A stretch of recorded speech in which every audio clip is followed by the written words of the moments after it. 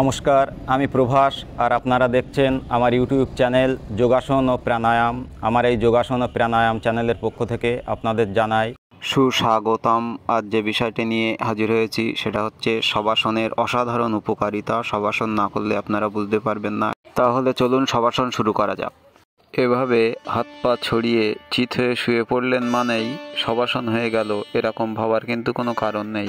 শবাসন করতে গেলে প্রথমে আপনি ঠিক চিত হয়ে এভাবে শোবেন, মেরুদণ্ড সোজা থাকবে এবং দুটো হাত অবশ্যই হাতের তালু উপরের দিকে রাখতে হবে। এক সময় দেখবেন শরীরটা ভারী হতে হতে পুরো শরীরটা ছেড়ে দেবে। শ্বাস প্রশ্বাস অবশ্যই স্বাভাবিক রাখবেন, কোনো রকম জোরে আস্তে শ্বাস প্রশ্বাস নেবেন না। স্বাভাবিক যেমন শ্বাস প্রশ্বাস নেওয়া হয় তেমন শ্বাস প্রশ্বাস নেবেন। এই অবস্থায় চোয়াল শক্ত করে ধরে রাখার কোনো দরকার নেই, স্বাভাবিকভাবে শুয়ে থাকবেন। সমস্ত ব্যায়াম করার একেবারে শেষে অভ্যাস করবেন শবাসন।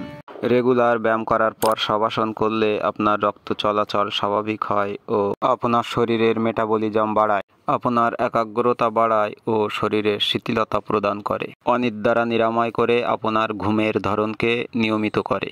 সব থেকে বড় কথা, আপনার শরীরের ক্লান্তি দূর করে। রেগুলার এক্সারসাইজের পর চেষ্টা করবেন নিয়ম করে শবাসন করা, মিনিমাম 5 মিনিট। সবশেষে বলবো, আপনারা যদি আমার চ্যানেলে প্রথম হয়ে থাকেন তাহলে অবশ্যই চ্যানেলটি সাবস্ক্রাইব করে দেবেন এবং পাশে থাকা বেল আইকনটি প্রেস করে অল নোটিফিকেশন অন করে দেবেন। নমস্কার, আজ এই পর্যন্ত, দেখা হবে নেক্সট ভিডিওতে।